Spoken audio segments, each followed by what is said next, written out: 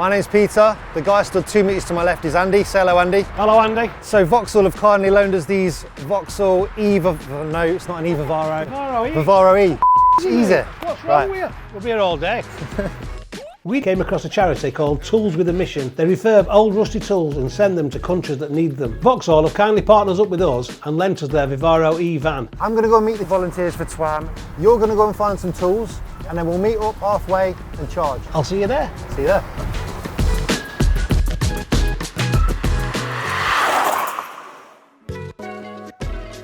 Excuse me, mate.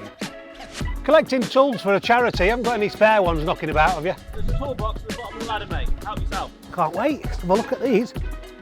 This is my first going electric van. It's really quiet. When you first start it up, you can't hear anything. So you're like checking, is it on? And also, this is a big one. I've had a Vauxhall Vivaro before, a diesel one, and the electric version is more expensive, but the government are giving you incentives to buy one because obviously they want you to be using cleaner, greener vehicles with less emissions.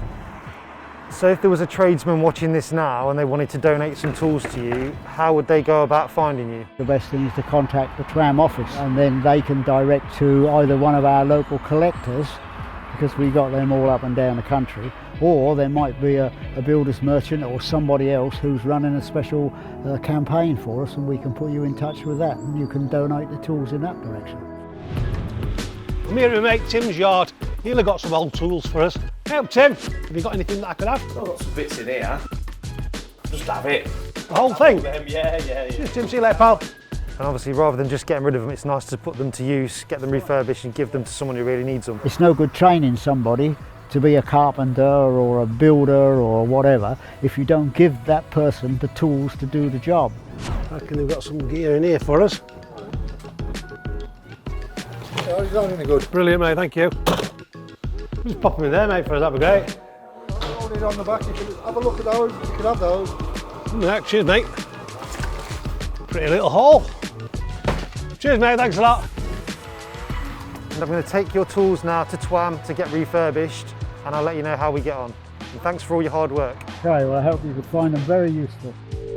Hello, pal. You all right? Yeah, good news. How many miles you got left on yours? 101. How many have you got? 134. Well, how come you've got 134 and I've only got 101 and it's the same van? Because you're carrying a bit more weight than me, if you know what I'm saying. What? I'm carrying more weight than you?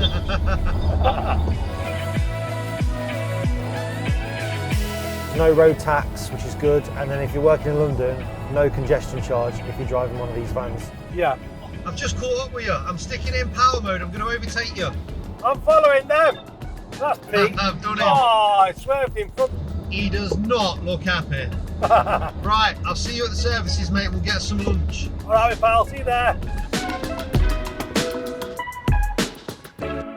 Got all these. Going to be great, isn't it? It's better, Nick, than some of the tools you use at the minute, isn't it? In fact, that is mine. Put these back in and we'll go and get some dinner.